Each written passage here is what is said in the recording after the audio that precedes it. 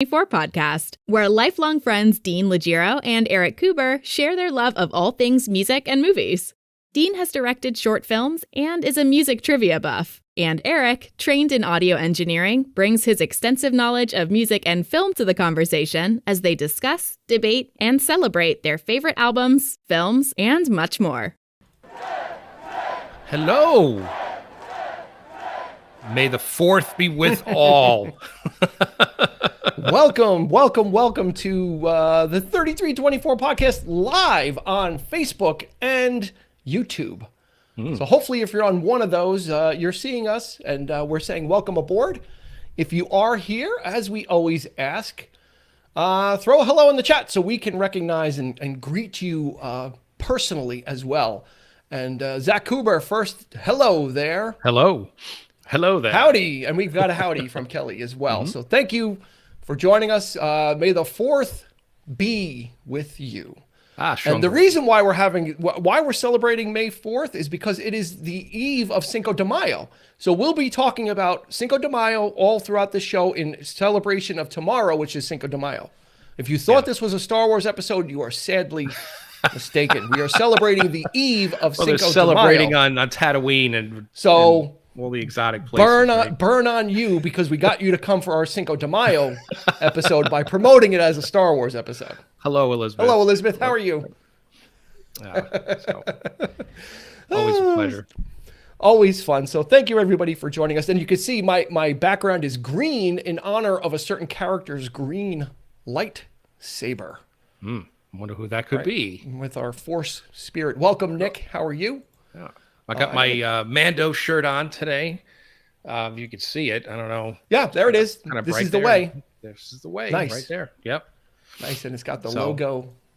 Keeping it real. Got the Mandalorian's house logo, right? I'm not sure what house he's in. That is the what is it? The dragon or whatever the mythosaur or whatever that they supposedly rode back in the day, way back in the day, and I never knew what this thing was. It always looked like a warped elephant. Yes, my Jedi mind trick worked. We got you to come for Star Wars, but it's going to be Cinco de Mayo. So thank you. We're going to be drinking some Corona. So what are we going to talk about Cinco de Mayo? Are we just talking about drinks or what? Just drinking? I mean, just how many different ways? How many different ways you can have a Corona? Okay. With a lime, without a lime, do you have in a bottle, in a glass. You got a method to your madness there, or what? Is there a certain? As long as it's cold. As long as it's cold, right? Like pretty much almost any beer, as long as it's ice cold. But certain beers are meant to be consumed actually like at room temperature, close, you know, where the flavors develop. But then there's that faction of beers that are skunky when they're warm. Mm-hmm. You know, that they've got to be like ice cold. They have to be. Corona's not one to be skunky. No. Yeah, it's got to be ice cold. Not the kind of beer. Yeah, you got to drink it hard and fast before it cools down. So. Yep. Yes. Thank you for joining us. Put your name in the chat so we can greet you on this May the 4th be with you. Hello, Christy. She is in the house. There she is. Hola, hola. No, we will be talking about Star Wars tonight, so a little bit. That is a little bit. Okay. Just a little bit. Hey, Joe. Okay. Just a little bit. Just a little taste. Yeah, a little. Just a little taste. So how's everybody doing today on this Wednesday, the 4th? May the 4th. I hope everybody had a good day. Yeah, actually, funny story. This was actually not supposed to be a Star Wars show. No. We had a brilliant show idea, and it was going to be about game shows and like, what are your favorate game shows? Yeah. And we were ready to rock and roll. That's what we discussed. And then my son Zach said to me, "Oh, we're talking about. I'm going to tune in for the Star Wars episode." What are you talking about? And I looked it up on Facebook, and sure enough, Dean changed the game plan. And I was like, "Oh, that's news to me." So I guess we're talking about that? Star Wars. There you go. So what had happened is I go to schedule it. I go to schedule events. So I wrote everything in. I wrote some clever thing about game shows, and then it's like, pick the date. And I went to the date, and I'm like, May the 4th. Yeah. I'm like, May the 4th. Oh my God, that's like Star Wars Day. I'm like, we can't not do a show even though we've done a lot of Star Wars content, I'm like, we can't not do a show on May the 4th. I mean, we'd be sacrilegious. So I just went ahead and kind of scheduled it, and then told I was like, Eric, by the way, it's Star Wars. He goes, yeah, I know. No, you didn't tell me. It's like we were just like, okay, we'll just, I'm like, oh, well, afterwards, you texted me. I'm like, yeah, and then you're so like, I kind of gathered we were doing Star Wars, so yeah. And now there is balance in the Force, as Nick says. We have now restored what we have done what Anakin Skywalker could not do, restore balance to the Force. Yeah. We've done it on Facebook and YouTube. So thank you everybody for joining.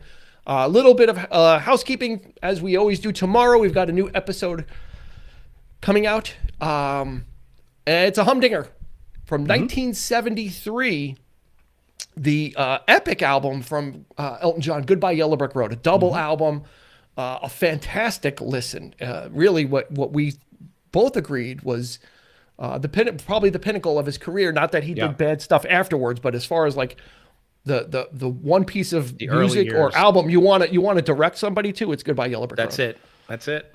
Right? And Dean, shocked me with the top 10 greatest double albums list. And that's it. You'll have to listen.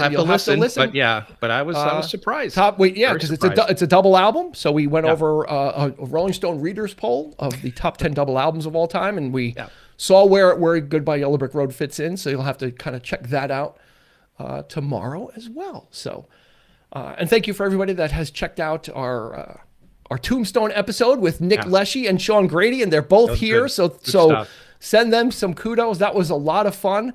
Yeah. We learned more about Frank Stallone than we ever thought we would want to know or would need to know. But we went ahead and you know what? You walk away with something educational. So yeah, Dee did not know that there was a Frank Stallone documentary on. I was like, I knew it. How can you not know it? And the other 99% of the population did not know about that. Did not know that there was a Frank Stallone documentary, but that's we did not know. And Sean is asking, does anybody watch that Frank Stallone documentary yet? If you have, maybe we'll do a mini episode about it, because I haven't. I gotta find it. I gotta do it. Yeah. It might take 15 minutes, so maybe we'll get Sean and Nick back, and we'll do a 15-minute Frank Stallone mini episode. We'll do that as a quick hit right there. There's a quick hit for There's your quick hit. Yeah.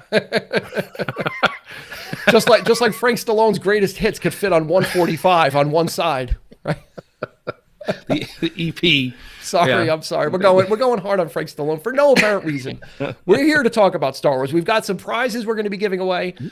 We've got some fun Star Wars trivia. I've got a couple of relics to share that I pulled out from my dust pile, which might be fun. It is far from over. Yeah. He's not letting it go. He's not letting it go. Frank the specter of Frank Stallone is gonna haunt this show tonight. But get used to it. Maybe we'll put a picture up of him. But we're talking about May the 4th. Which is known as Star Wars Day now. In recent history, I don't know exactly when it happened. Yeah. But it was a play on the words. May the Force be with you. It's so ingrained in the culture. I think it might have started in conjunction with Celebration, maybe. Star Wars Celebration. They started doing the conventions and stuff. When like way back in the day when Phantom Menace came out, I remember they started doing those. You think it goes that far back? I don't know. I don't know about that, but I got to be honest with you. I'm not a fan. I thought it's, to me, it's incredibly cheesy. I get it, and it's funny and whatever, but it's just not. None of the movies came out on May 4th. By the way, a little bit of thanks for killing one of my trivia questions. Okay. Well, there's one we don't have to ask. I mean, it was much later in the month. Traditionally speaking, it typically was like the 25th or whatever. So there you go. So yeah, I killed that one. I found your lack of faith disturbing. That's all we can say about that. You know what the funny thing about it is this seemingly came out of nowhere, but it just shows you the power of the Star Wars fandom to literally create it's not a holiday, but to create something so significant that everybody recognizes. It might as well be a holiday, though. Yeah, even if you're not a Star Wars fan, it's kind of like May the 4th be with you. Like to kind of will this into existence almost as a day that's recognized as a Star Wars fan day is absolutely, like it or not. Yeah. It's absolutely amazing that actually can happen. That it was just kind of picked my son up from school today, and everybody's walking around with hoods and lightsabers. I mean, they can't really wear that stuff in school, but they did show some people were in costume. Jacob today was wearing a Star Wars T-shirt, and he didn't even realize that he was wearing it. I'm like, oh, that's cool. Because he's like, no, I didn't even, it didn't even occur to me. His regular outfit. It's just one of his, shirts that he wears all the time. But I was like, yeah. But, so let's show some of the prizes we'll be giving away tonight. We've got 2 prizes. Let me pull them both up on the screen. I'll share the screen there. I got to share it twice because so nice. I'm sharing it twice. There we go. So we're going to be giving away 1 each of the following prizes, and I'll show it on the stream. We've got a great Star Wars hoodie, which is cool. And believe it or not, like you say, oh, spring is here. Well, in the Northeast, it's still like cold in the morning, so it's still kind of seasonal. You can certainly wear your Star Wars hoodie in the morning. Or if you're not into that, we've got this great Star Wars You Were the Chosen One 2,000-piece jigsaw puzzle. Great if you're a solo puzzle fanatic like me who will be up until all hours of the night getting, like, I'll say to myself, one more piece. And then it's like 10 pieces later, and then I'm like, one more piece, and I'll go to bed. Or it's great for it's got enough pieces that's great for a family puzzle night as well. There you go. So you'll have your choice of the Star Wars hoodie or the puzzle, which is going to be great. So there you go. That's a night in. That's a night in. Okay, so Joe has a trivia question. Name another George Lucas film that he directed, and Nick fired right back with American Graffiti. He fired both guns. You've also got THX 1138. And then Nick is saying, well, Joe, is it movies that he produced count or just directed? And Joe's saying, besides American Graffiti, everybody knows American Graffiti for crying out loud. By the way, American Graffiti. And so we're going to throw in THX 1138 as the answer with Robert Duvall. Which we talked about, like the wrong sci-fi movie that Robert Duvall decided to be in with George Lucas. Like he just was off by one side. He should have went with the next science fiction film. Bankrupted American zoetrope. Coppola's, he could have been an interesting Obi-Wan. Yeah, Duvall, maybe. Little young, but he's got that quiet, force around him. Yep, and Nick is saying that Lucas produced Willow, Howard the Duck. He's got his hands in obviously the Raiders franchise. Oh, yeah. As a story. Yep. He became a one-man like force unto himself, George Lucas, too. Sometimes to his detriment as well, because he ended up getting pigeonholed in as George Lucas, the Star Wars guy, and he would always in interviews say he had aspirations. I'm going to do documentaries. I want to do this other stuff, that, and the other thing, but always inevitably got drawn, if not into Star Wars, but back into fantasy because of that. You see Willow, you see Howard the Duck. He's not doing dramas like Goodfellas or anything. He's always in that genre. And I think that was something that he struggled with. And then finally, in the 90s, just gave into it. Yeah. Because he had made some comments back in the day. Oh, I've got all these other movies planned. And I always believed that at the time it was an offhanded comment because no one knew. Mm-hmm. And then I think it became gospel. Like when it came from his mouth, it became gospel. And then the fans we had never seen fandom like this. So they held him to it. Like, you said you were going to make 9 altogether. And he certainly made something special. Beyond his, he never thought that this was going to be anything big. He thought it was going to flop.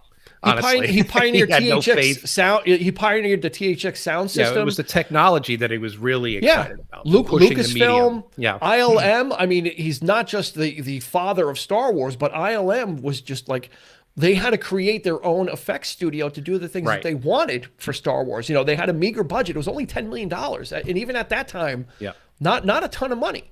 Mm-hmm. And all that stuff was practical too, right? So you had to innovate, and you had to have people around. And they had to build the stuff to make it. I mean, to create it. Like they had to build the computers to move the models and this and that, the motion capture, capturing that on film and all that. That had to be made. They didn't have this equipment. Technology had to be invented on the spot. Yeah. So necessity was the mother of invention in this case. They needed to that THX sound that used to be in the beginning of movies where it's like and it would reach that crescendo. So when and I've got some proof here that there really wasn't any intent for Star Wars right afterwards, because after Star Wars came out, this book was released, and this is an original copy of Splinter of the Mind's Eye, right? And and as you can see, that's Luke and Leia on the cover with Darth Vader. And this came out after Star Wars. This was like a novelist, a further continuing adventure, because there really was no plan. Right. At the time. It was, and so you started to see these types of novels, and this was the first one. This was the very first novelization of a non-Star Wars canon, quote unquote, story. Expanded universe. Which, by the way, would have been, if Star Wars had failed, Lucas always said that he planned to make that story into a television special. That was going to be a TV, made for TV thing. Well, let's keep George Lucas away from television specials, because we'll leave that there. And then what you also got at the time for kids of the age, you would get the comic book adaptations of this, right? So Marvel Comics would do the comic book version of it. And you could buy the issues in the comics, at the comic book store, or the stationery store, whatever. But then they also put out a compendium of the whole Marvel version of it. So when you went to see the film, they actually sold it in the theater. Sometimes you would buy it at the concession stand. Yeah, I remember reading Empire. Like I said, I think I probably mentioned a couple of times that every Star Wars movie that I ever went to was cursed. The first time I saw Star Wars, I had to wait 3 hours because the show was sold out, the one we were going to. And of course, back in the day, you couldn't get tickets in advance. You had to wait online. Yep. They couldn't sell tickets early, the old days. So we waited online for 3 hours to see the film. Empire Strikes Back comes out. The sound went out on that. The thing crapped out. I think I was with you with that. That was Jedi. I think you and I. That was Jedi when it went out. We saw Empire together. Where Yoda, the Yoda scene, the sound went out and everyone was yelling. That's right. I think that's right. You were with me. That's right. Yeah, because we were obsessed with Yoda before Yoda. We didn't even know before Yoda what he was going to sound like, and all that. But and I remember thumbing through the comic, sitting there reading the comic as we were like, what's going to happen next? I'm spoiling the movie for myself as we're waiting for the sound to come back before the internet, spoiler was the novelization. That's right. That's how old. Yeah. That's how old this was. If you wanted to spoil the movie, you had to get the novel beforehand. There was you didn't go on YouTube those and fan watch it. magazines or whatever, the Starlog or whatever. Yeah, and we knew Fangoria, nothing. all that stuff. And that was cool. So it was. I missed those days when we knew absolutely nothing about what was to come, and then you see these incredible stills and paintings by Ralph McQuarrie, and you're just kind of like, oh my God, I can't believe that this is going to happen. Like they're going to put this in the movie, and the anticipation for that was just magical time. Unbelievable. Nowadays, it's like, the trailer comes out, it's more important than the movie. Pretty much tells you everything. Yeah. So let's do some trivia. I've got some trivia questions, and the first trivia question is not going to be when did Star Wars come out, because I was expecting everyone to say May 4th. But we'll move on. Well, you could ask the year. Well, if you know what, if you don't know it came out in 1977, you might be in the wrong room. You might be in the wrong room. Okay. Well, and Nick is right. It was a magical time back then, because we didn't know what we didn't know it, and back then it was cutting edge and it was new, and people were just wild about it. It was absolutely incredible. Mm-hmm. Okay, we're gonna hopefully slide the scale up. I've got some easy ones and some mediums and some hards. So my first trivia question is: in Return of the Jedi, what planet is the second Death Star orbiting? That's a good one.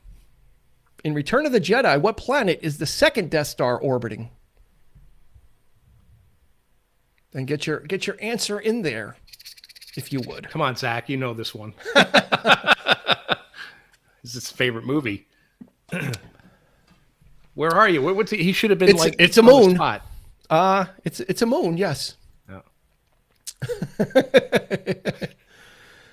We've got some answers coming in. We're gonna wait before let's let everybody kind of get in on that. We've got answers coming in. Some have a question mark after them, like they're not too sure, and then some are definitive. Some are, this is what it is. Yeah, this is what it is. So, in Return of the Jedi, what planet is the second Death Star orbiting? We'll give you another couple of seconds to get your answer in.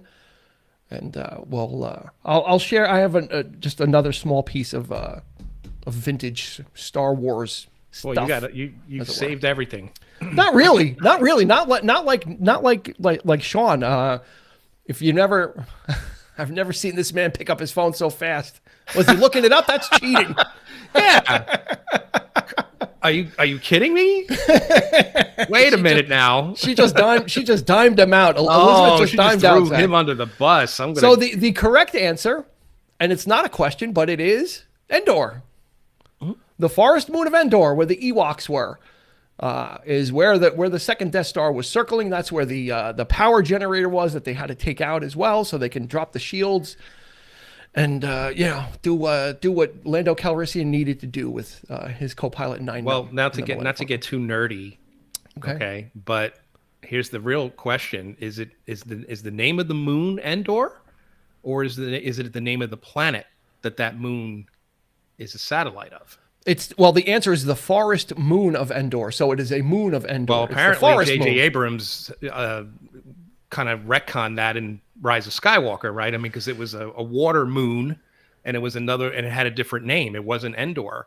Yeah. So Endor, I don't think was. No, Endor was a planet, and then this was this was the forest moon of Endor. Forest moon of Endor. There could be a water moon of Endor. Yeah. So technically, the answer should be the forest moon of Endor. Yeah. But we'll go with Endor. You get full credit, Nick. Wicket won't mind. Wicket will not mind it. And we actually had Sean had that one. Nick had it. Zach did have it as well. So good on you. Let me put a question out to everybody. And we kind of did this in our Star Wars episode with Nick and Sean. But what's there's 9 films now, a couple of TV shows, a couple of animated series, all kinds of books, all kinds of video games. Let's see in the chat, like, what is your favorite section of the Star Wars galaxy? Is it the films? Is it the original trilogy? Is it the video games? Do you like the going in and playing a character? Do you like did you like the animated stuff like Rebels and all that kind of stuff? Put it into the chat. Let's hear what you like. Planets are just one climate. Planets with one climate are trope of Star Wars. Yes. Indeed. See Obi-Wan Kenobi coming out in 2 weeks. Yeah. So and Nick backs that up with ice planets, water planets, forest planets, lava planets. He's right.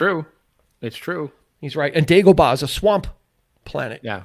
Because that's all we've ever seen in Dagobah is the area where Yoda was living. Is a city. It's a city planet. It's a city planet. The entire planet is in one giant city, which is wild. I think the only thing that's the one that's probably closest to a regular planet might be Naboo. That we've seen. Yeah. Because we've seen it's got like water. It's got different. It's got rolling hills stages. Where they roll around on, and those things, throw him off, throw Anakin off. And who's to say how big and how small these planets are? It's never really. So Kelly is saying she enjoyed the toys. Yeah, of it, and I guess using your imagination and playing with the toys and kind of making your own stories. Zach is saying Return of the Jedi is his favorite film. He loved the old Battlefront and Bounty Hunter games. Yeah, the original Star Wars Battlefront was a lot of fun. There was actually I think it was for the PlayStation, the original PlayStation, a Star Wars game. It was a fighting game called Masters of Terras Kasi, and it was like a Mortal Kombat style game, but with the Star Wars characters. So you could play as Vader, and you could do like the Force choke and everything. There's a lot of fun on that. Everything, Elizabeth says everything, but she kicks butt at Fallen Order on PS4, which is one of the latest Star Wars games. What else? Is it the games? Is it the resurgence of the TV shows? Is that doing it for you? Is it the books? Is it sitting down and curling up with a novel? Is it listening to the soundtrack? What is it that connects you to Star Wars? Or what is it, if you're here and you don't like Star Wars, what is it that you don't like about Star Wars as well? That's okay too. Everything. It's not everybody's cup of tea. So, I think we can acknowledge that, and that's okay as well. That's right. Sean is saying the original 3. Yeah. Right? Which would be episodes 4, 5, and 6. The original, the classic trilogy. Not one, OG. 2, and 3. Yeah. Not 1, 2, and 3. Who starts a story in the middle? Only George Lucas. Annie, welcome aboard. She's saying the original 3 as well. Oh, great. The original 3, and I think we might have talked about this a little bit as well, that your viewpoint might be conditional, right? As for people of a certain age, though, those are going to be the ones, right? But of course, I hear story after story about kids that were born or were younger when the prequels came out. They connect with those because that was was their movie going experience, you know. So as hard to believe as I find that, it does make sense that, you know, we're going to connect to the ones that we came up with, and believe it or not, people may connect with the latest ones, you know, as theirs, you know. Right, you're going to own it, even though the prequels, you know, we know that we may not like them, but there's something about them that you know, that person in that generation, you know, liked her. Every time I watch one of the last three, the prequels get better and better. They become like Shakespeare. Oh, I love Revenge of the Sith. I always have.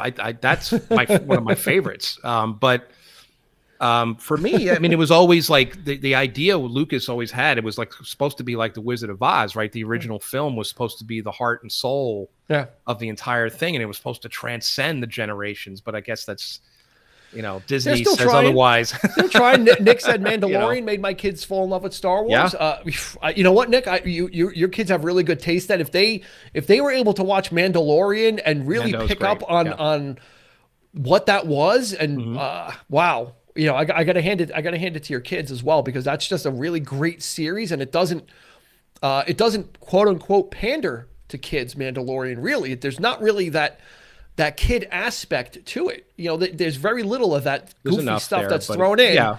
You know, Grogu, sure, he's cute, but there's plenty of threat and kind of, you know, danger. And, you know, I think of that one episode where it was like the takeoff on Alien with the spiders and all the eggs and everything. I mean, that was like a horror element. Yeah, they're getting chased. I mean, you know, there was some high stakes there. So do you have a trivia question? Eric, do. You got one? You got one ready? Let's roll another one out. Okay. What's the name for Empire Strikes Back? What is the name of Boba Fett's ship? Now we'll let people answer first, and then I guess I'll get to that in a bit. But what is the name of Boba Fett's ship in Empire Strikes Back? In Empire Strikes Back. Yes, I should. I'll specify there. Okay. We've got some answers coming in, so we'll wait. Go ahead and while we're waiting, Elizabeth said, I have students who come to talk to me about Star Wars, and she played them the soundtrack during writing. That's nice to do, to celebrate. We did that in school too. And of course, there's got to be one. I brought my soundtrack to school one day. There's got to be one smarty pants with the orca. The orca. Hey, that's not a bad name. Here's just swimming with bow-legged women. There you go. That would be great. We've got three answers, and they're all the same. And here it is: the Slave One. Slave One. Slave One is the, even though it was never officially mentioned in the film, but that was the going title of the name of the ship.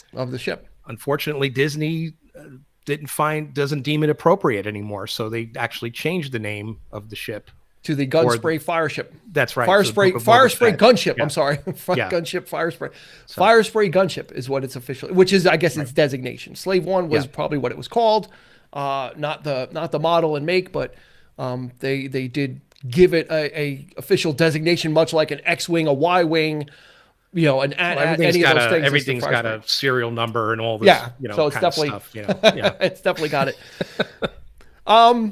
What about, you know, and I said it briefly, I said it facetiously, but, you know, Star Wars did not start off its TV life on the best foot. No. You know, and at the time, it probably seemed like a smart idea of, hey, you know, because back then variety shows were a big thing. You had Sonny and Cher and this and that, and Smothers Brothers and Donnie and Marie. So it's like, let's make a special. Let's make a holiday special for Star Wars. And they got you know, like you would never get that today. Like they got the original cast, they got everybody to do it. They got everybody to do it. They got as small as the cameos were, used footage that didn't appear in the film that was unused. But Lucas claims he had nothing to do with it, and I find that baffling. You know, how do you get this stuff? And his hands are in everything, so I think he just doesn't want to admit. That's it. He gets a mulligan. He gets one denial for his career. He gets one denial, and that's it. And it was just. I mean, you know. It only ever showed on television once. I mean, that should tell you. And it was years. I mean, I got my hands on a bootleg VHS like back in the VHS days before the internet, so you weren't even finding it on YouTube. This was like a buried treasure, and this guy, this collector, commodity at the conventions. You go to the convention, they have a whole they had it. And Nick makes a very salient point that it introduced Boba Fett in an animated segment. That was the first time that Boba Fett was seen. He was riding on this kind of dragon character. That's right. On the water, and that was like Boba Fett. And then all of a sudden, he makes a brief appearance in Empire. It is on YouTube now. If you're brave enough, you could watch the entire special. Yeah, if you want to. The animated segment, they actually took that from it, and it's on Disney Plus. You could watch just that part of the thing with Boba Fett. Yeah, that's what Nick is saying. That part's on Disney Plus. But right. But if you want to waste an hour of your life that you never get back, just watch the whole thing.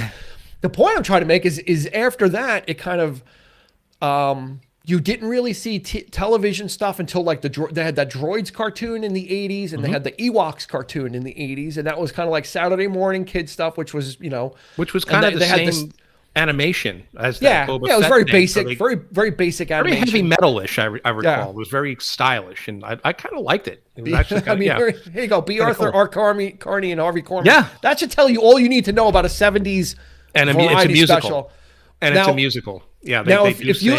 If we just put those three actors up, and there was no other context in this show, you would think we were talking about 70s TV shows or Carol Burnett or something. You would not think we were talking about Star Wars with B. Arthur, R. Carney, and Harvey Korman. And Harvey Korman is in drag as well. Diane Carroll and Jefferson Airplane. Yeah, she Jefferson has Airplane. like this, they got this really psychedelic like disco thing going on, and it has nothing to do with Star Wars whatsoever. But it's bizarre. So they did kind of reconfigure for kids, with the droids and the Ewoks cartoon. Yeah. Not too much, nothing really in the 90s as far as television goes. They there was always talk and trying to do something. There was always something cooking. There was always rumors before Lucas decided to do the prequels. I think the 90s were the late 80s and mid 90s were the most dormant period. I mean, if you were a Star Wars fan, you relied on books, you relied on novels, you relied on video games.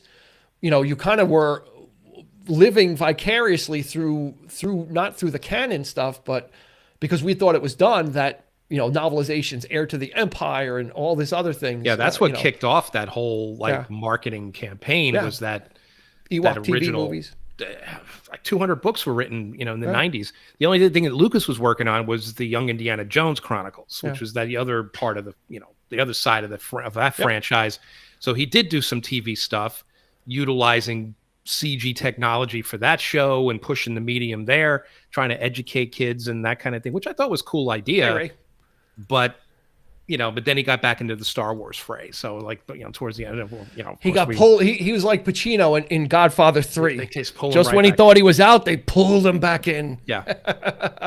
The remastered movie versions. Yike. That's to me the ultimate sin. The absolute sin was the constant tampering with these films. I don't even remember what the original feels like anymore. And the funny thing about it is that's a shame. Plus the Dark Horse comics, there was that whole series too. There's like a Boba Fett series and Vader and all that great stuff. The remastered, they're not even remastering is one thing, redoing is another. And these movies are basically re-edited for all intents and purposes. And the stuff that was added doesn't really add anything of value. When you say edited too, editing being arguably the most important aspect of filmmaking, right? You shoot everything, when you put it all together, the editing of these new things wasn't really all that good to be, Yeah, they keep and then they go back and they color correct it, then they color correct it again, and it's and there we go. Sean says, I want to see the original versions I saw as a kid. I don't fully remember them now, which did inspire me. Annie, it's the only way you're going to see them now, except after we did our Star Wars episode, and Sean made that specific comment on our Star Wars episode that they've changed so much that he does not remember what the originals look like. I went out on eBay and I got the last VHS version and it's in widescreen, of the original before they started tinkering with it. And I'm trying to figure out a way to get it transferred off of VHS to a digital or DVD. Because Sean made a really good point. It's like you forget, and then you want to connect back to what the original was. So right, you want to remember it the way you saw it. Yeah, and I would give my right arm just to have. I'm sure it exists. Lucas says no. Oh, I don't believe it. Yeah, there's a copy of there's a print somewhere. There's got to be. Absolutely. That goes without saying. Why they don't do that? Why they don't re-release it? Why Disney doesn't want to take advantage of re-releasing the original films? They'd make a boatload of money. They would make a killing. Absolute killing. Yeah. So I've got a trivia question. Let's do it. We're gonna amp it up. This is like a mid-level. Okay. And here we go. And this is gonna be it could be it's mid-level. What alien race does Admiral Akbar belong to? And this question is not a trap. Good Lord. What alien race does Admiral Akbar belong to? And the look of what he is kind of gives it away. It actually is the explanation of what he is. What alien race does Admiral Akbar, and he's from, he was directing his faction in Return of the Jedi. Clearing the way, trying to clear the way and kind of provide support. We've got one coming through. Wow. And not to be confused with Netflix Squid Game, Squid People. Come on, Sean. Squid People. Fish, right, Pisces, Annie's close. Annie's on the right track. Squid People. That's great. That's fantastic. I love that one. Squidalorians. Well, we'll wait a couple more seconds. What alien race does Admiral Akbar belong to? And he was the guy that had the big eyes on the side. He had the really long fingers and was in his control console directing his people and overseeing the battle as well. We've got 2 correct answers. Mm-hmm. We got 3 correct answers. I'm sorry. Yeah. And we'll give it to Nick. He is a member of the Mon Calamari, and he's a squid. Calamari is squid. That's what they didn't really stretch too far on his name of his race. Well, Mon Calamari. That's a whole subject in itself. The names in Star Wars. I mean, we could go on and on about that. I mean, come on. So Mon Calamari is what Admiral Akbar is, and that question was not a trap. It was a legit question. It was legit. Let's talk about this. Let's talk about the toys of Star Wars a little bit, because that was the big thing for, I think for anybody. Usually people get into Star Wars one way or another when you're a child, no matter when you get into it. If you're in the 70s, 80s, whenever it is, it's timeless. And what, like Kelly said, one of, the toys are kind of what also help connect you to it. Mm-hmm. And I know Sean's a big collector. Sean, has this, the Darth Vader case with the figurines in it. A lot of us had figures, and even throughout the Legos are now big. I started doing some helmet builds of the Lego. Those things are ridiculous. I mean, they got everything and they're expensive. I mean, they're a lot of money, and some of them are just ridiculously hard. And they're fun huge. Though. It's fun to sit there. Who would have thought? Taking an afternoon and building Darth Vader's helmet out of Lego and then having it on a display. I think we still connect to it. What were some of the toys that you remember? Sean's got most of them, and he can't. Yeah, I mean, it's so connected. It's like you can't let it go. And for me, if we're talking about stuff that we still have, is again these novels that had come out. Mm-hmm. Han Solo at Star's End. Those are great.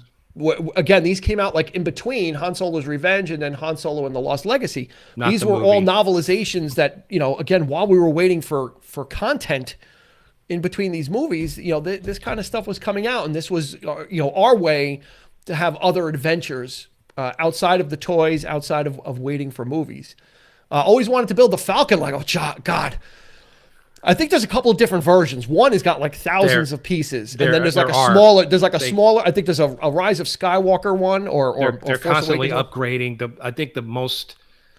I have seen the most advanced one built in the Lego store. It's impressive. It's huge. I mean, it takes up an entire table. and this thing is so detailed, and it's great. I think it's when Force Awakens came out. It might be the one with the square dish on the top instead of the circular one. Yeah. But it's incredible. Yeah, and Nick says how long that would take. The greatest sign of genius of Lucas was he retained the merchandising rights, right? Fox had no clue. Yeah, and that's the thing is, back then, that whole tie-in thing wasn't a giant thing. I mean, there was Star Trek toys, right? You had the Mego stuff. You had, and it was mostly like comic book characters. You had like the Mego Spider-Man and this and that, and a couple of Star Trek. Always the same mold. But a different head. Different head, but all the articulation was the same. They just put like a different colored leotard, like on the Mego, like a flame one for Human Torch. And then the only other big franchise before this that I can remember is Planet of the Apes. That was the only other movie franchise that kids at the time, contemporary, were targeted for, and that was out, and you were buying you could buy like the Treehouse, you could buy all the horses, the horses, wagons, and the little jail and all that kind of stuff. Star Wars was just like uncorked. And that was the thing is so Fox probably literally had no idea. And I don't know that Lucas had an idea either. He probably just, was a smart businessman, just in case. And there was, when the movie came out, there was figure shortages. They were on back order. You had to you bought a pre-order pack for certain ones, and they would mail it to you. Ray is saying, are you looking to buy, or anyone have any original toys but unopened? And if so, what's your address? No, you know what? It's the same story with baseball cards, right? It's like, oh, if I had my baseball cards from the 50s or whatever it was, when you were a kid, you weren't thinking that they were going to be worth anything, so you destroyed them, you flipped them, you threw them around, you destroyed them. Same thing with the Star Wars figures. When I was a kid, I wasn't buying. There was the notion of leaving it in the package and not doing anything with it wasn't reality. No, it wasn't. There wasn't this whole collector culture. Right. My dad would even told me, he goes, these will never be worth anything because they make so many of them. Right. But there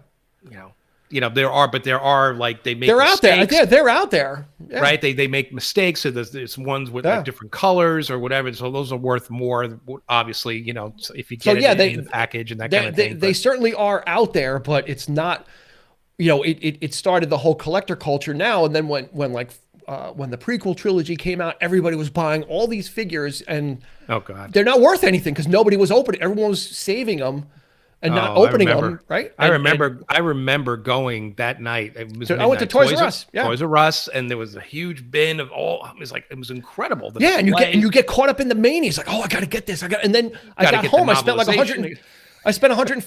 I have all these toys now. I was like, what am I gonna do with Qui-Gon Jinn's communicator?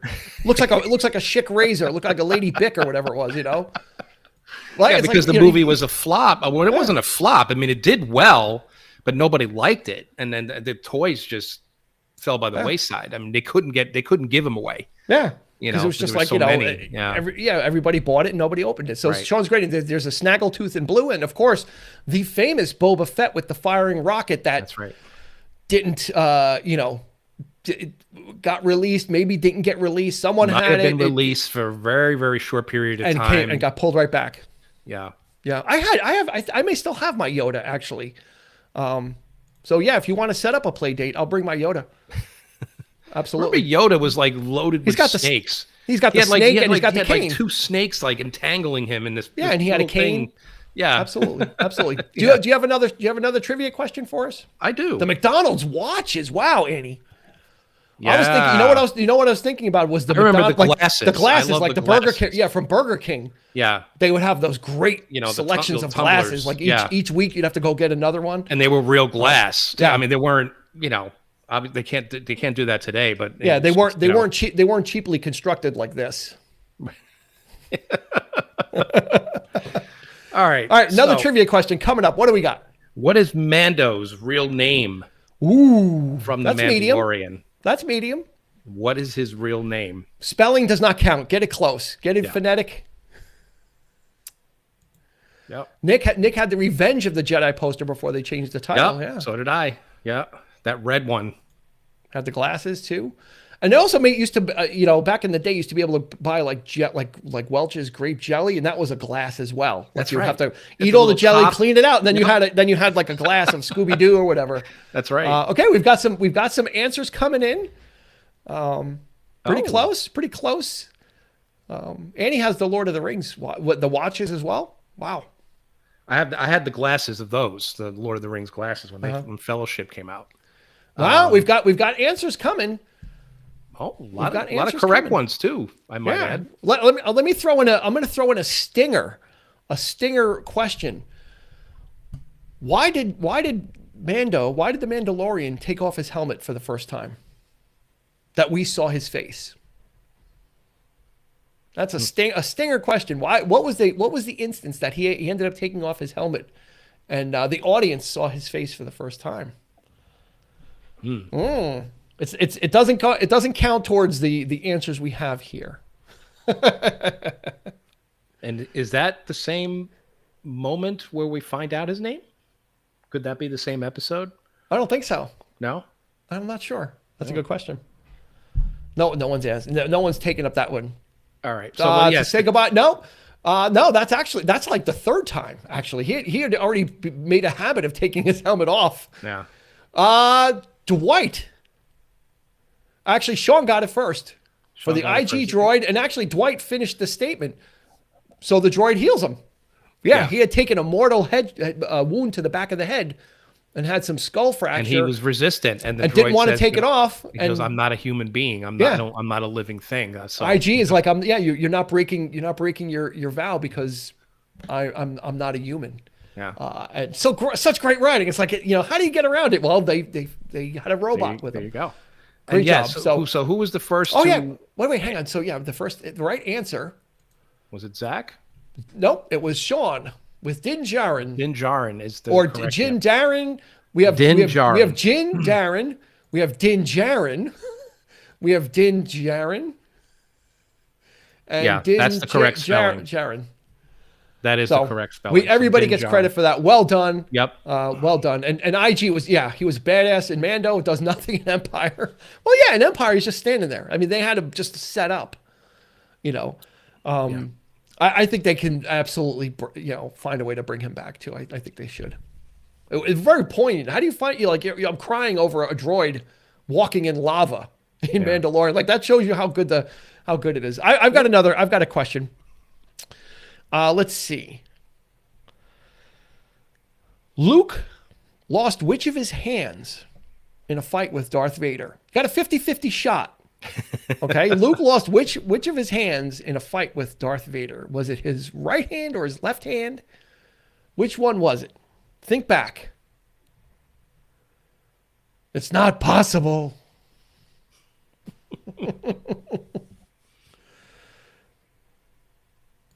We have one. We've got left. We have one for left. Two for left. Left. Camera left. Oh, nice. Camera left. What does that mean? What do you mean camera left? Which hand? On the person. Well, when you look at the screen, I know. Which hand is it seen? She's saying camera left. Yes. Yeah. We've got his right. Thank you for clarifying, not camera right or camera left. Right. We've got a bunch. We've got an even split of lefts and rights. Interesting. What is the correct answer? Eric? Oh, his right hand. His right hand. Yep. His right hand. Yes. Got lopped right off. I mean, Vader didn't even hesitate. He's like, I'm taking something with me. Or actually it fell down into the, Oh, that was a brutal. And that was that up. And you know what was good about it? He did like a swirl and then he did like an upswing and took his hand. It wasn't like a down chop. It was like an up. And that it was like an upswing and that hand just kind of plopped off. It's that growl that he makes when he like chops the whatever that thing is, and then it takes his hand.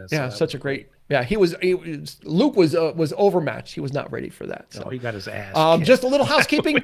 We've got a new episode coming out tomorrow, so check that out. It's Elton John's "Goodbye Yellow Brick Road," epic double album from 1973, chock full of hits, but also chock full of other great music. So please check that out. If you're late to joining us, We're giving away a Star Wars hoodie to one lucky winner. And we're giving away the Star Wars 2,000-piece, you were the chosen one, 2,000-piece jigsaw puzzle. So we'll give away one of each of those. How can we not give stuff away? Because we're grateful. We're honestly grateful for everybody that shows up. And we have so much fun doing these that it's our pleasure. And Nick's got some medical advice that lightsabers cauterize the wound so there is no blood. Ask Count Dooku how he feels about that. His neck got cauterized. by two in the crosshairs. And Sean could not tell a lie that he referenced his Jedi figure to see which hand had the glove on it so he could get the right answer. So while we were waiting, he was ripping open that Darth Vader case and thumbing through to find the no, not that Luke, not Hoth Luke. No, I need the Luke with the hand. Yeah. So we appreciate your honesty on that. Yeah, I think as we bring, Star Wars into the new generation, like the prequel trilogy, much maligned, right? Everyone's like, oh my God, this stuff is garbage, garbage, garbage. But then they decide to make the after trilogy, I guess, the final three, which have been very divisive amongst fans. And it may, like I said earlier, kind of, I was never a fan of the prequels, but you know what? Nowadays, I'd rather watch the prequels. I can't even watch the final three anymore. It's just kind of like, I saw them pretty much once except for Force Awakens, I can kind of watch that as like a nostalgia and kind of like, okay, it's like a Star Wars film with different actors. But just what they did with the story is just absolutely just massacred it. And it looks like, the winds are blowing towards them, just retconning the whole thing. And possibly just starting over and doing something else. I don't know. I don't know about that. I mean, could they do that? Could they absolutely ignore those films and just start, just do it over? I think, one of the working titles is Han Solo and the Multiverse of Madness. So they that'd probably be the only way, to do something weird like that is to go back in time or. Which hasn't really been, it's just... Yeah, it's kind of, they made the bed, they have to sleep in it. All they can do is try and fix it from here. But the prequels are very much their own thing. That's why they stand out. I mean, they're not that great, but they are much different than the original films. And they're, you could look at those and they pretty imaginative, if that's the least you could say about it.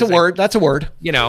But, and like I said, I really like Revenge of the Sith. I think it's everything it should be. It's that melodramatic, really over the top function that it serves its purpose in that way. And I love it. I just, it ties it up. It worked towards very exaggerated and just, Exactly. It was kind of, melodramatic is right. And Nick is saying time travel isn't Star Wars, right? You can't do a time heist. There's no Hank Pym. Yeah. There's, no Pym particles to go back in time or do anything or figure it out. So, as much as you'd want to, Ray's saying the same thing. The multiverse is now norm with everything, right? Because we're seeing it in DC Comics. And do you want to go down that road, or do you just? Nick says the story is what unfortunately, it is. Nick, it is. The story is what it is. It is featured in Rebels. There is some time travel in Rebels, and it might be a thing in Ahsoka. Yeah. So well, then there you go. They're bringing characters from that show into her show, so we might see some time travel. There you go. So they've done once you breach it, it's unfortunately it doesn't replace sloppy screenwriting and or planning. No. But anyway, do you have another trivia? Yeah, I do. I got one. I'm saving my last one. It's difficult.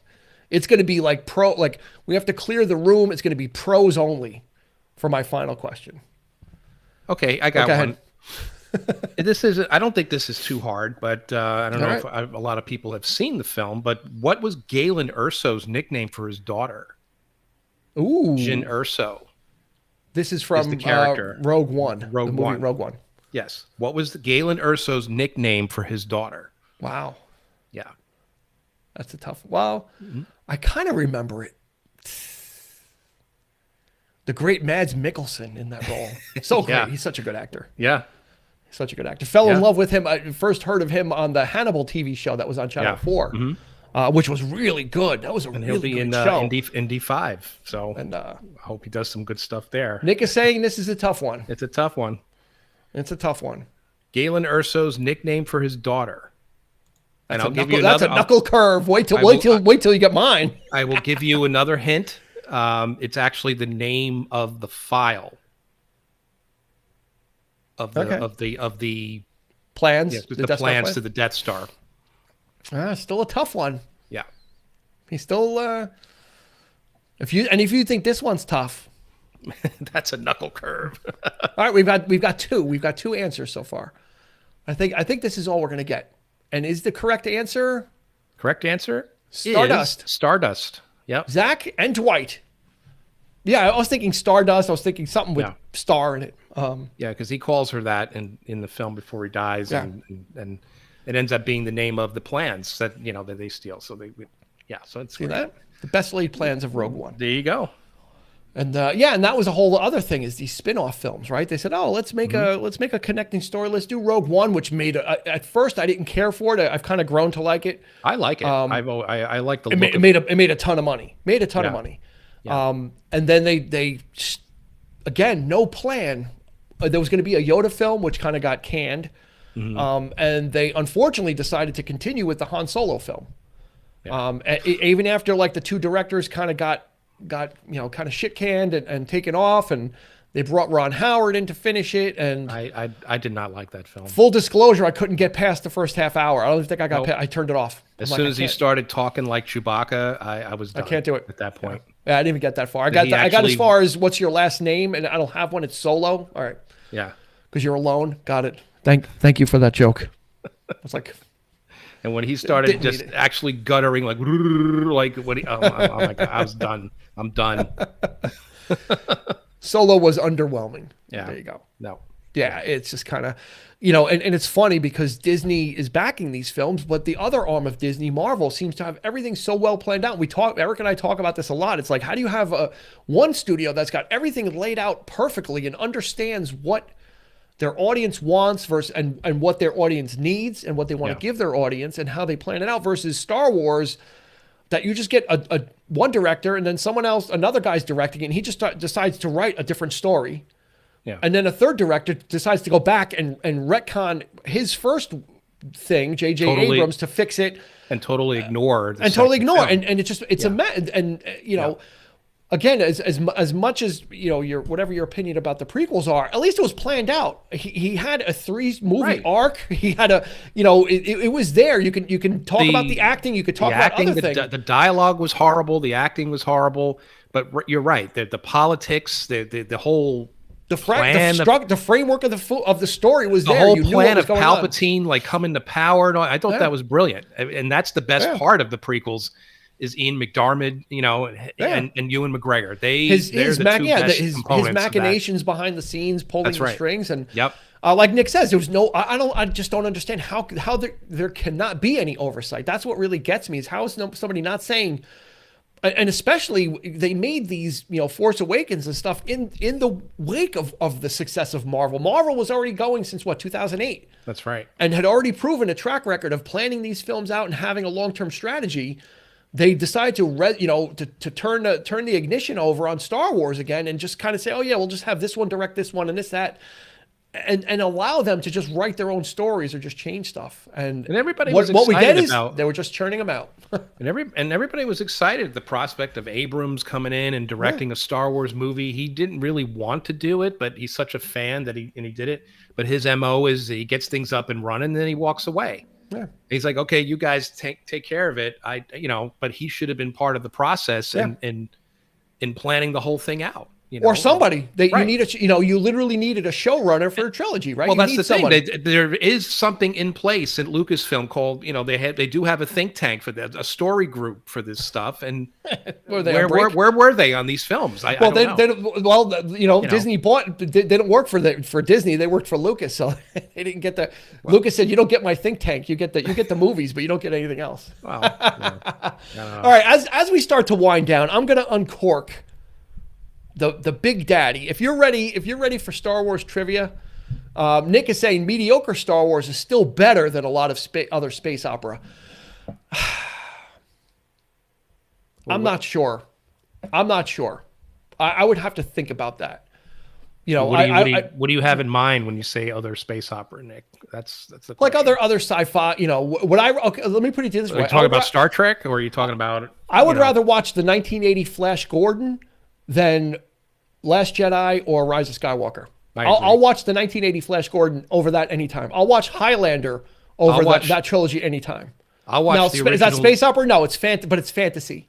Search your heart, you know it to be true. I'll watch David Lynch's Dune over those films, and we saw that in the theater. We kind of fell asleep on that thing. Yeah, but I've warmed up to it over the years, and now I don't know the story. I'm not too sure about that statement. Only because, you know. And we'll close before I give my trivia question. We'll kind of start to close it on this and the one thing I learned through all of this, and it sounds like it's a bitch session, like we're complaining about Star Wars, whatever, and we're not, right? We all love it for different reasons, right?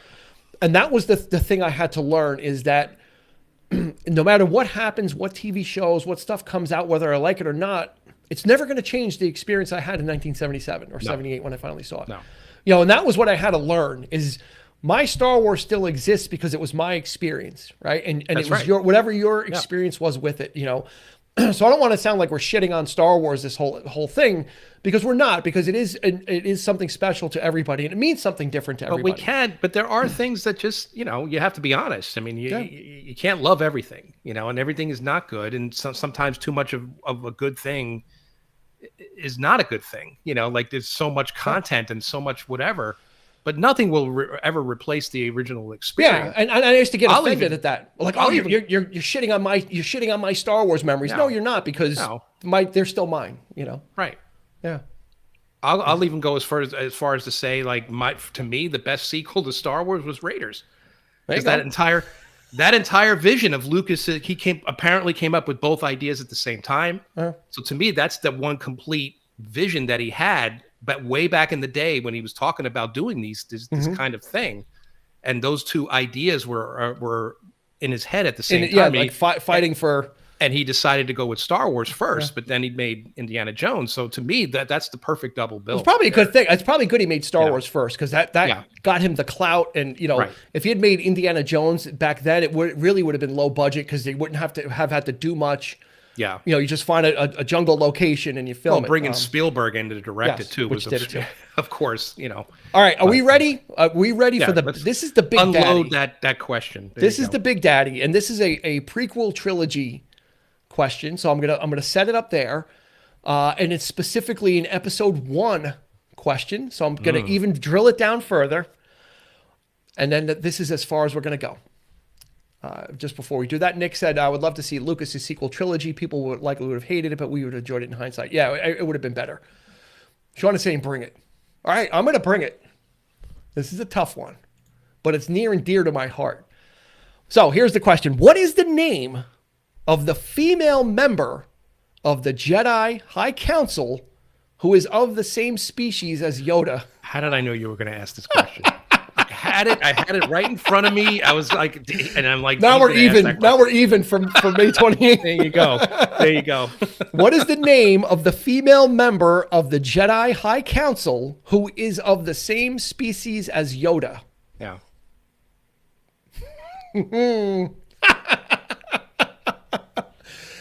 It is not Yodette. Smart. Oh, we've got a couple of answers coming in though. There you go. I don't think they made a figure of her, did they? No, I don't think so. Right? Nope. I don't think they made a figure of her, although they should have. We've got a Yowdy. Everyone's got the Y. The Y is you're on the right track with the Y. We'll give a couple more seconds, and then we'll draw some winners, and we'll let everybody go. A Yowdy. We do have a couple of correct answers, though. We've got 2 correct answers so far. We'll give it another 5 seconds. If you want to get an answer in, if you're checking Google, shame on you. Zach, if you had your phone out for this one too, you should be ashamed of yourself. I agree. You should be ashamed of yourself, young man. We're going to have some words if I see you in person. I don't think, you know what? I think everyone else is just kind of like, you know what? I don't care. Bye, Felicia. That's what she said to Yoda, and then she left the council because she was never seen again. She was never seen on the council again. So I don't know if this was an affair that she had, an illicit affair that got her onto the council, and then she got thrown out. And then Christy's got to go. Okay, so we're gonna go with the right answer, and then we'll give Christy's thing. So the correct answer is Yaddle. And Zach got it, and so did Elizabeth. Yaddle. Her name was Yaddle, and she was the female, whatever. They still don't have a name for the species. On the Jedi Council, she was a puppet too, because if you remember, for episode 1, they went back to the puppets.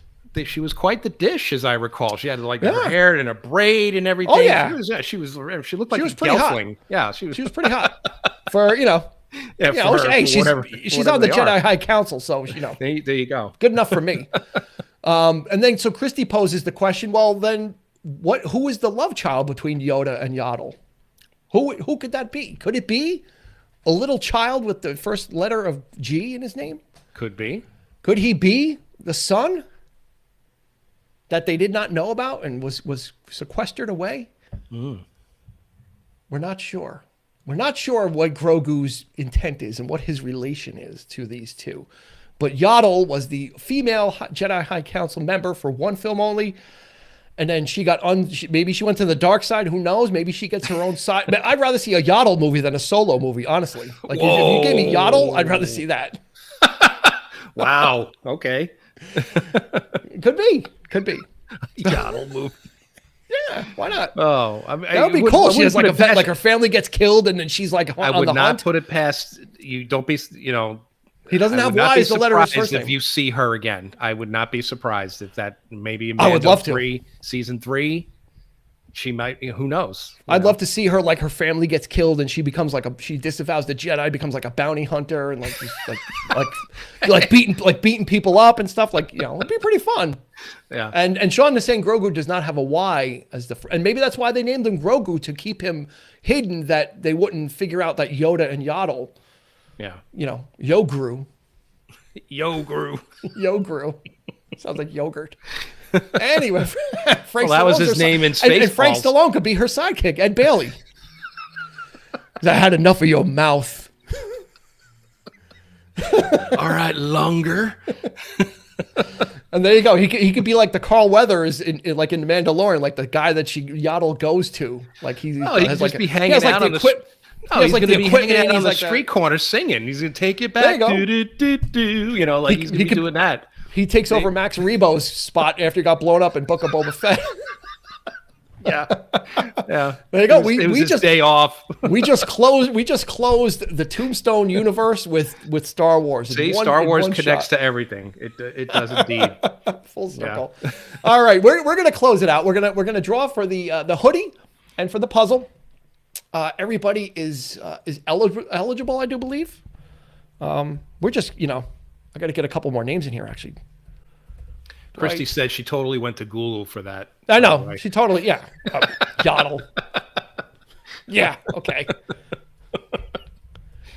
I think I got everybody. I think that's everybody. Let's see. So we're going to be spinning for the Star Wars hoodie. So I will need a size. So you'll need to message us on Facebook. Anyway, well, obviously we need your address if you're a winner. But for the hood, if you're a winner of the hoodie, give me your size so we can get that to you directly. The puzzle is one size fits all.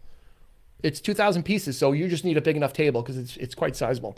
But it is a nice puzzle. So we're gonna go ahead and do that. Let's get the wheel of names up on the screen. Jeez Louise. Let's see. Share screen. Chrome tab.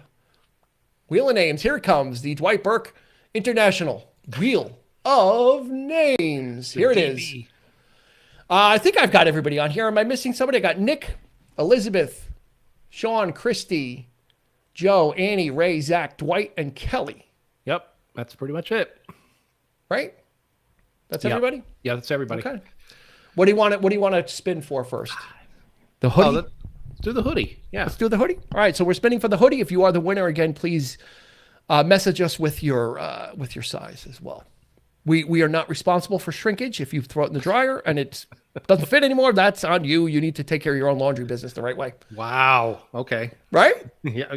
Yeah, you're right. I'm glad I wasn't the one to say it, but we can't be held responsible for that. You gotta get a Tide Pod or something and throw it in there. So how many shuffles do you want to do? Four for May 4th. How about that? There you go. I'm gonna take that one over. 1, 2, 3, 4, and here we go for the Star Wars hoodie. Winner, chicken dinner. It is Nick Leshy. Nick Leshy, yes, has won the Star Wars hoodie. Congrats, well done, Nick. sir. Yep.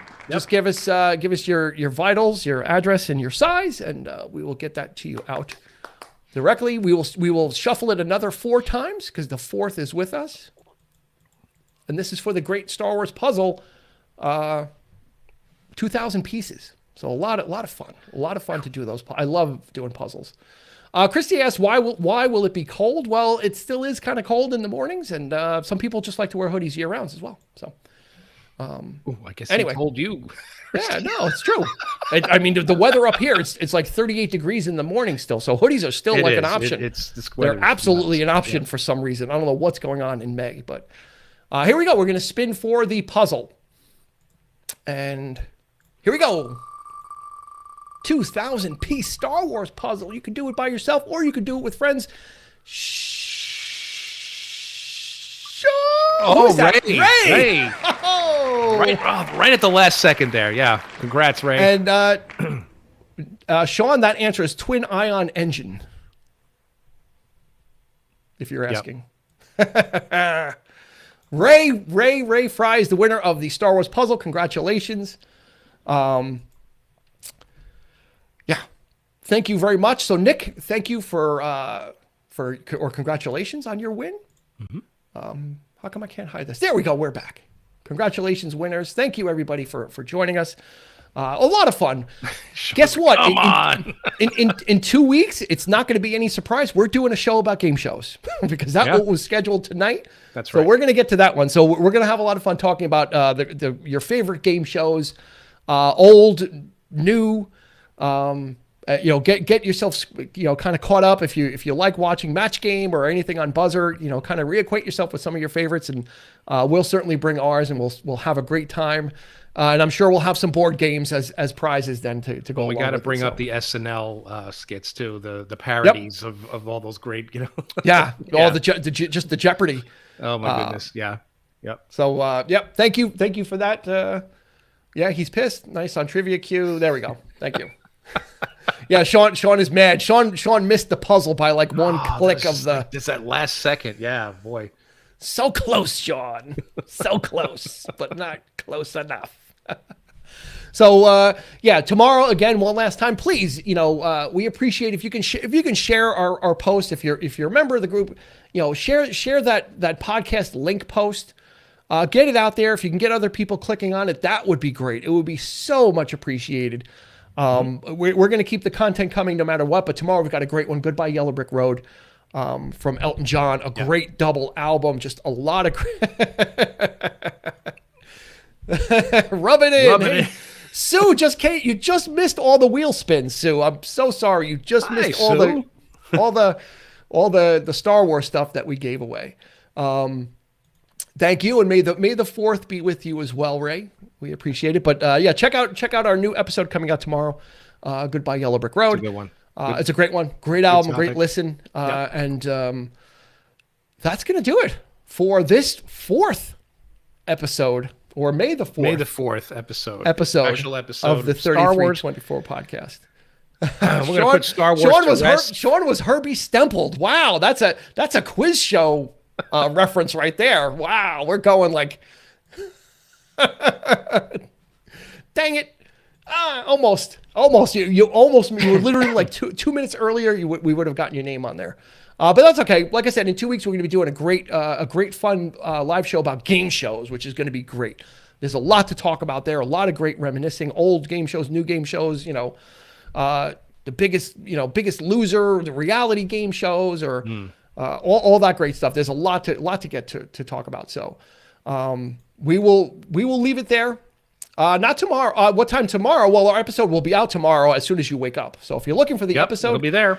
The episodes actually come out at 1 a.m. Eastern. So we're there for at 1 a.m. We're there for the insomniacs. That's our commitment. Is if you can't sleep, we've got something for you. Pull up a new episode. Yep. Otherwise, it'll just be out there. So, for Eric, this has been Dean, and we'll see you the next May 4th. Yeah, but it'll be earlier than that. I guarantee you. Take care, guys.